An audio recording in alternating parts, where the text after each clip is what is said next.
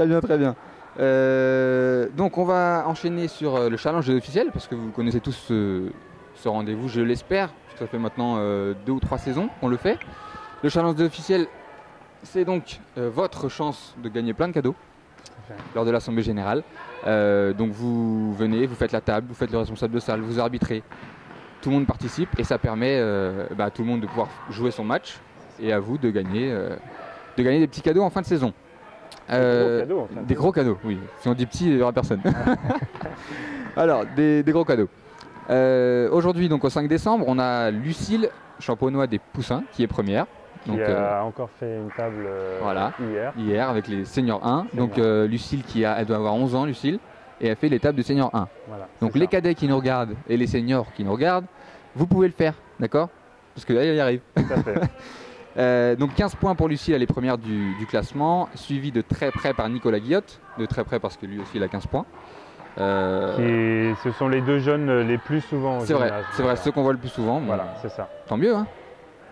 Et juste derrière, donc en troisième position, sur le podium, on a Odin, un petit senior, qui, comme il a été blessé et absent, je crois, une fois, ou je ne sais plus pour quelle raison qu'il n'était pas là, il est venu, il a fait la table, il a fait le responsable de salle.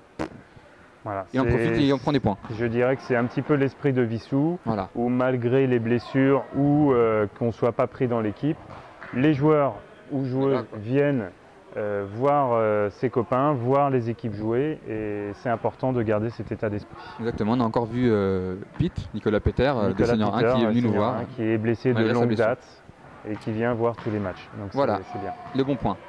On passe donc à la séquence interview. Donc Franck enlève sa casquette de chroniqueur et enfile sa casquette d'invité. On va donc parler des seniors 1, de cette saison un peu bizarroïde, on y reviendra tout à l'heure.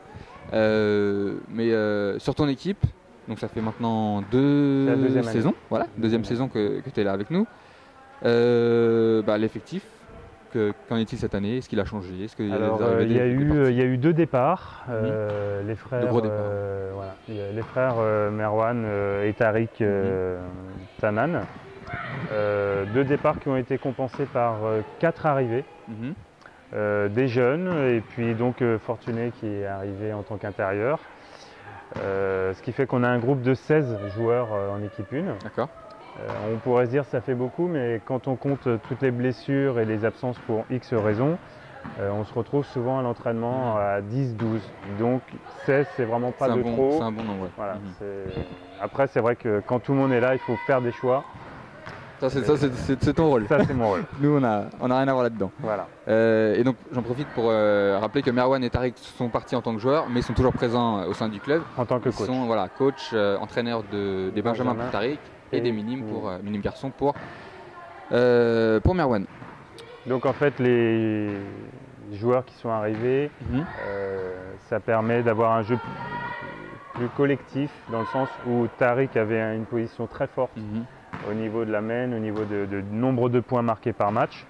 Et le fait qu'il soit parti, on a dû trouver une solution pour rattraper un petit peu ce manque de points. Et c'est une solution collective qu'on a réussi à trouver. Et jusqu'à présent, ça tourne pas trop mal. Très bien. Votre objectif cette saison? La montée. La montée, c'est clair, net. Comme l'année dernière où on a raté la montée parce qu'on termine 3e et que c'est que les 2 premiers qui montent. Cette année, je pense vraiment qu'on a encore la possibilité de jouer la montée. Si on ne fait pas de bêtises sur des matchs, je dirais, faciles, on devrait normalement être dans les 2 premiers. Ouais. Jusqu'à présent, les matchs faciles, ça a été? Jusqu'à présent, les matchs faciles, on les a gagnés correctement. Donc, au jour d'aujourd'hui, on n'a qu'une seule défaite contre Uni. Qui, du coup, pour le coup, n'était pas un match facile. Qui n'était pas du tout un match facile et qui est d'ailleurs est une équipe qui va aussi jouer la montée. Donc ça va se bagarrer sur 4 équipes, je pense, la montée. D'accord. En parlant de match, votre match référence? Ini. Il y en aurait un? Ini? Oui, Ini, malgré la défaite. Malgré la défaite, on a joué. C'est un match très dur parce que très physique, avec un arbitrage sur la fin maison. Parce qu'il n'y avait pas d'arbitre officiel et qu'on a réussi malgré tout à continuer à jouer. Et ça se joue à rien, à un panier qu'on rate qui eux, sur la contre-attaque, marquent. Et